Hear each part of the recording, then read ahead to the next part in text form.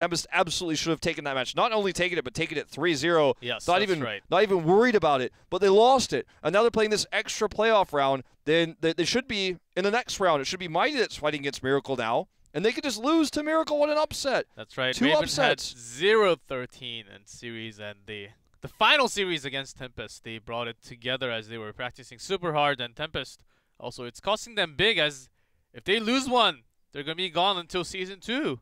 They cannot go to Season at all, or even contest against Mighty tomorrow, or MVP Black on Sunday.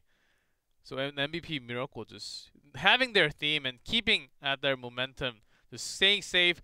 You may think it's kind of boring to see that not much of a fight going on, just soaking up EXP on 220, but that's exactly how you win. If you want to win, you gotta wait. If you wait, you will have that power, crazy moving, bringing the spider damage, and once that Vile Infection is picked and finished, you can win the game and go to Sweden, where you will be looking for more chances because you are a pro. As a pro, you really got to stick up with your team.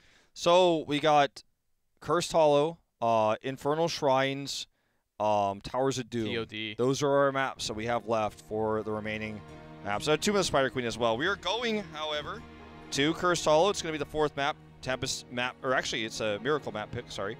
So they won that last game, so they want to close this out on one of their best rotational maps. This is the map they lost in the previous series, That's however, right. with a weird draft, so anything can happen. They still feel comfortable, confident and comfortable to pick this map, and I think they're going to have a much more solid draft this time than the one they ran last time. This is tense, man. I can't believe we live in a world where, even though going into this tournament, Miracle seemed to be the stronger team over Tempest based on overseas results back in China back in December. We live in a world now where Miracle is on match point to knock Tempest out of this tournament. And I'm a little bit shocked about it. You know, we knew Tempest looked weak after their series against Raven, but they're just simply being outclassed now by Miracle that's really showed up to play today. I think Tempest did not really prepare any surprise picks, but Miracle really bringing out the stitches to really affect the drafting of all the other teams of GG in the beginning of series number 1, and also Tempest. Onkana really bringing his stitches all the game today is making a big difference in the draft. So this will likely be the Genji ban once more. We'll give Tempest Falstad, but Tommy's so good on the Dahaka. I want to actually look up his stats. This is pre-today. What I'm about to tell you guys, he is 9 games, 7-2. It is actually far and above his highest win rate hero, and he's won several games with it today already, so it's even higher than before. That's just the, you know, the stats going into today that I have written down. But I'm thinking it's totally fine to give Tempest Falstad here. Just take the Dahaka. Gonna ban the Falstad though. Genji's open. Genji's for the open. first time. Could it happen? Might even just be stronger to take the Dahaka here, Okay, though. it's not. No, it is Genji's. It is the Oni Genji. They're gonna put it all on the line. A hero they looked weak on, really weak last week. They're gonna put it all on the line. The tournament life, HGC Korea. Tempest are the defending champions of the Sweden tournament, the DreamHack Summer that we had last year, the HGC Global Finals that was held there. They won it, and now they're gonna play this new hero, this new territory. 5-9, one of the lowest win rates of new heroes that's ever been in HGC Korea history. And they are going to bring it out. This now gives Miracle global control. And they also are going to give Malfurion roots against the Genji, one of the counters to Genji. I think this is an easy pickup for Miracle, the Malfurion Dahaka. Lots of, basically from the matches we've seen from Korea, AU, and NA, the CC lockup on Genji was the solution against it, as Genji is somewhat squishy once he gets locked into the CC. Rooted. There's a Malfurion. And a Dahaka. No way they pick anything else. If I'm Miracle right now, I'm so happy with this draft. Tempest is going to have to show us something incredible here. I'm not saying the game's over or anything like that, but they've got a hero that they played very poorly last week against all the counters to it, and they lack a global now because of the Falstad ban. I think Miracle has tricked them. I think they've fallen right into Miracle's hands at the start of this draft so far. And what is Tempest going to pick next? It has to be or all in Genji, or it has to be like a Tyrael composition. Zebo Tyrael, so they have the scaling for the late game. We have decent damage. Front line of Genji and the Tyrael, and then Zebo for the spider poke. But with how crisp Miracle has played on this map in the past, barring the earlier best of 5 this evening, I'm talking about HGC Korea, the regular season, they've had these really crisp timings. The 220 Merc camp, going to the Tribute, going into the double Tribute into Boss, and they've kind of locked this game up into this pattern over and over and over again, where they end it early, oftentimes pre-20. So see if Nazebo gets that scaling. Tempest is going to have to play passively, just like Miracle did on Dragonshire. The Arthas ban, definitely an interesting one. It can be very powerful with Genji if you're planning on going Dragon Blade, because the slows will allow you to chase and hunt down those heroes when you go for the Swift Strike build. Then you get the dash resets. And maybe Miracle's thinking about bringing some melee themselves and Arthas with the Frozen Tempest. Maybe they're just taunting with the Frozen Tempest, trying to freeze Tempest with that. It's normally Arthas that's picked against the Tyrael, but I guess the idea here that they were thinking about was going to be the slows for the Dragon Blade. Tychus is going to be picked here, which leads me to believe that Tempest is going to run the ETC with this. At least that's what they want. And there's still the possibility that we see an Uther with this composition from Tempest for the Divine Shield for the Dragon Blade. Miracle doesn't have any DPS locked in just yet. I wouldn't even be surprised if they run Varian with this Miracle. Just completely deny the value that Genji can get in a team fight. It's going to be extra CC. Taunt will be on Genji once he swifts in. He'll be taunted and gone. The big X factor for today, all day long for MVP Miracle, though, has been the Stitches pick. With the Malfurion, he's there. They have the opportunity. It's going to be tough to hit such a mobile target such as Genji in this composition. But if you hook Nazebo. Exactly. That's what I'm scared for Tempest. I think Miracle's just going to go for it. There's the Stitches lock-in. Oh, man. And it's going to be with Greymane. Stitches want to play. Wants to cook in this case. And Greymane for the extra damage. I think it's almost a steal too, because they have the Sanctification on Tyrael. Wondering Tempest, because they have Genji and Nazebo. They have the poke, but they do not have the sustain burst. It's not, Genji is not a DPS. Has this, looks like a DPS, but seems to be lacking in damage oftentimes. I had no idea Greymane's win rate was that low, by the way. 9 and 26. Wow. But disregard that here. I like what you're talking about, because basically the idea with this is Nazebo burns everybody down with spiders. They get low, then Genji comes in and gets the kills, which gives him dash resets, which gives him ultimate mobility. But that's, we're talking about minute 20 and past that point. But before that, game could actually blow up with all the picks coming out from Stitches. And we're also talking about trying to get Genji in the front line and do all this when you have to deal with the Malfurion roots, the Dahaka tongues, the Stitches hooks. Anubarak is a pick that we've talked about several times throughout this series as a disruptive tool that can allow Genji to come in there and do more damage. We talked about it a lot last week. He's rising in popularity here in Korea, so that's not a big surprise. Also pairs really well with Tyrael.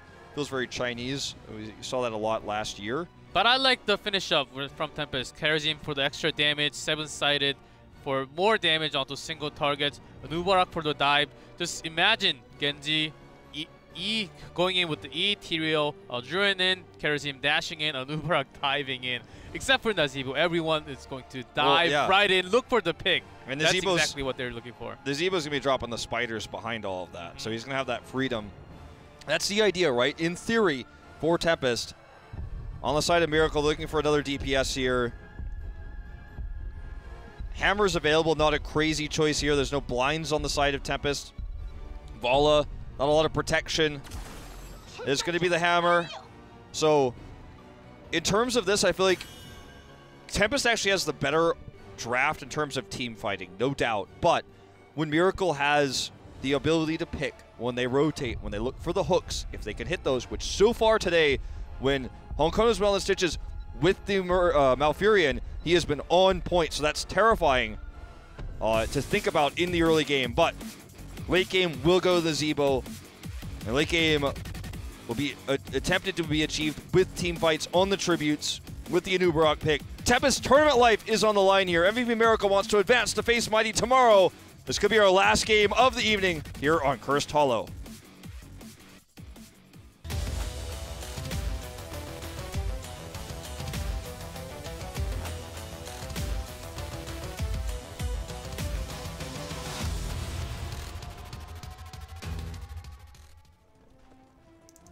In blue, MVP Miracle, Honkono on Stitches, Dami on Dahaka, Sniper on Greymane, Crazy Moving on Sergeant Hammer, and Darvish on Malfurion. And in red, Tempest, Hide on Kerosene, Duck Duck on the Zebo, Lockdown on Tyrael, Sign on the Anubarak, and Modern Life on Genji. Cursed Hollow, long distance between lanes. It's one of the weaknesses of the Stitches rotational play that we're going to be looking for here with the hooks. Hides himself here, takes a long path north. And just the fact that they have the threat of Stitches means that it's very easy to actually make this rotation, so they get the cannon tower first.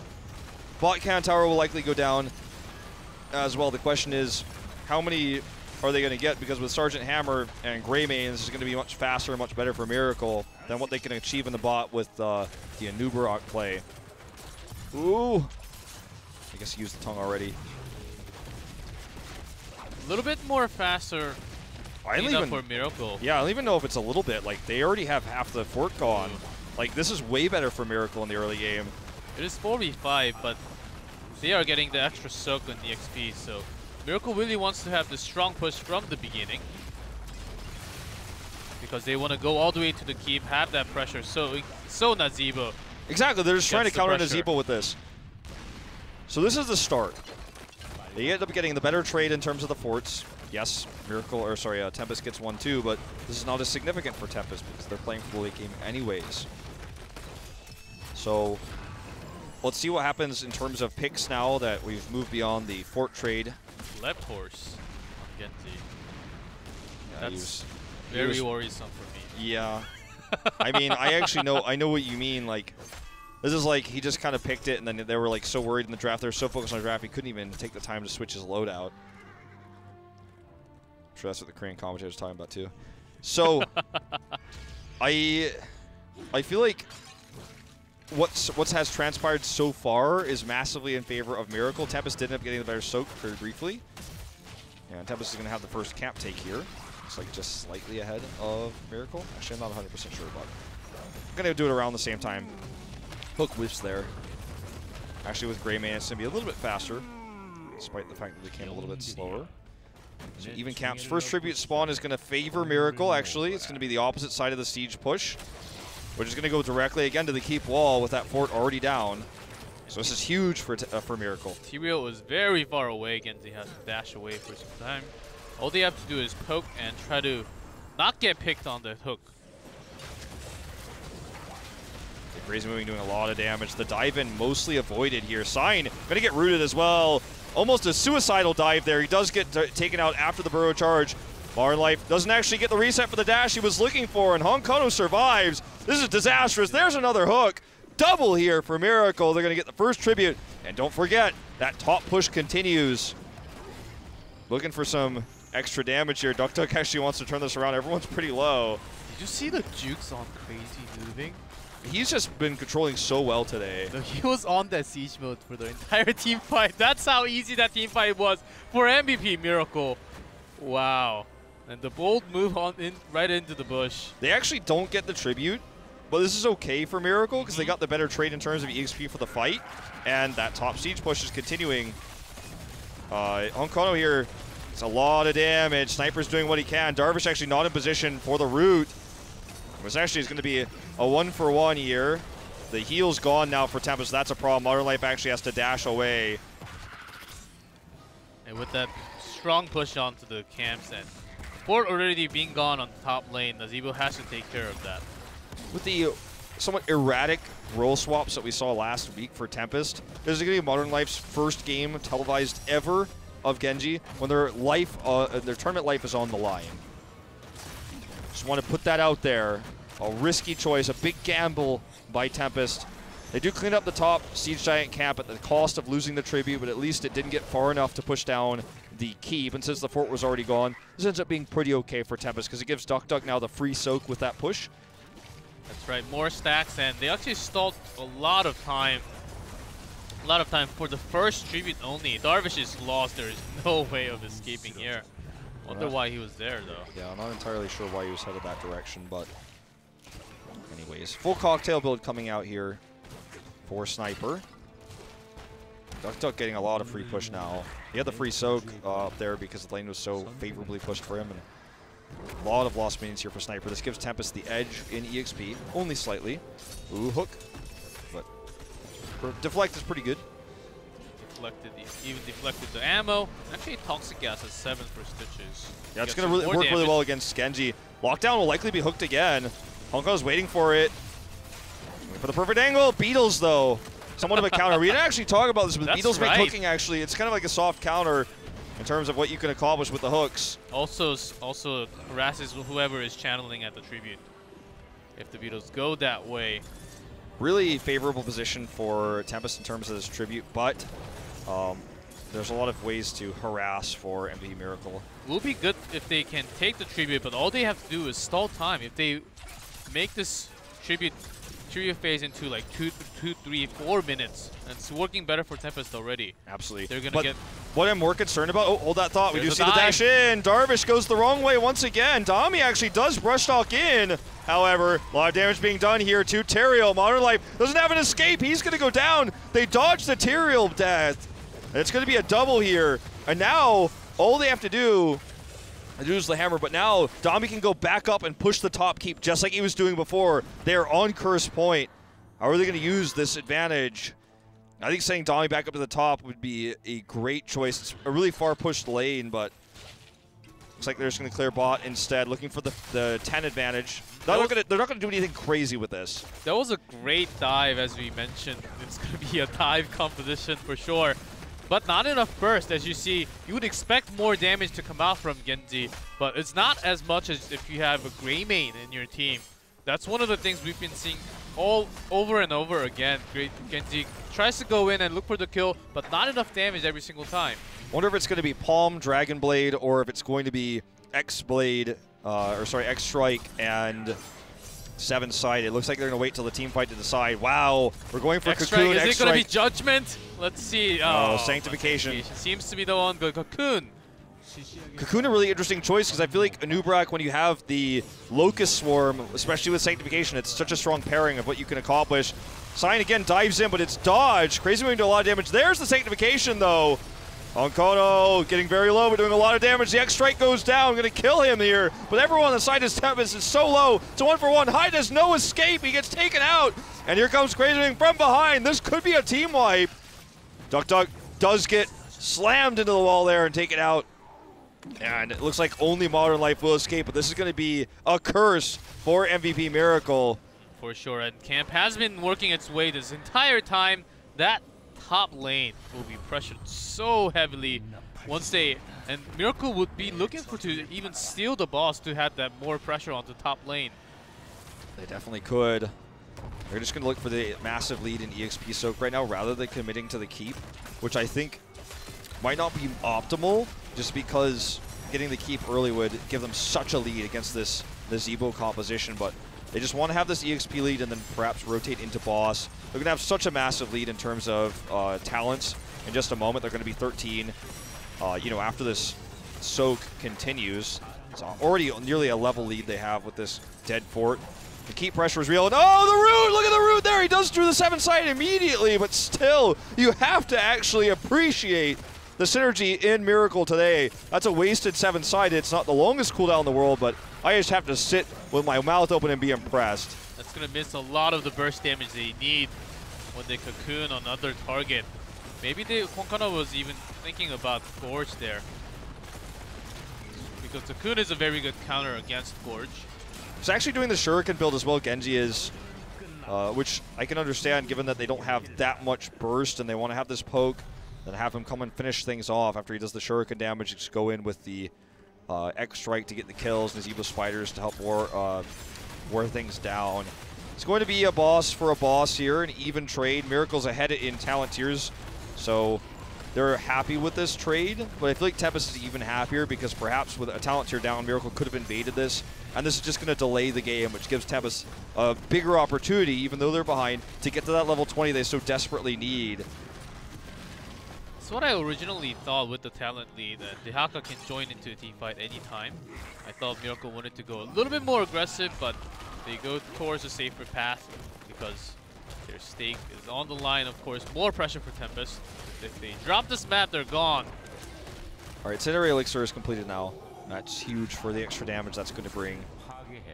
The cooldown reduction. So, just going to be a boss for boss cleared.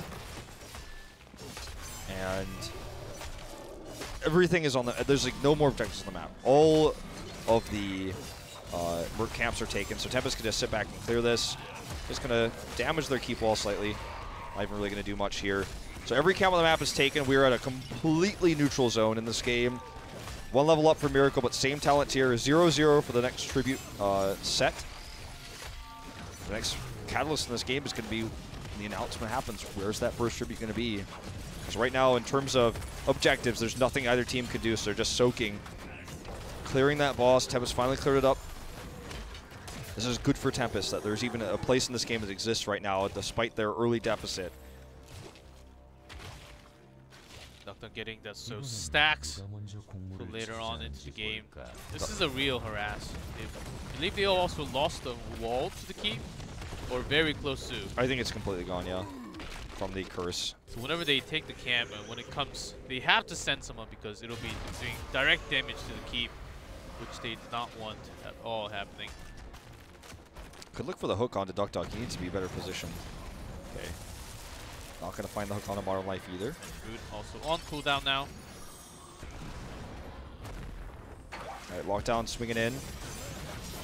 This is such an aggressive position for Tempest.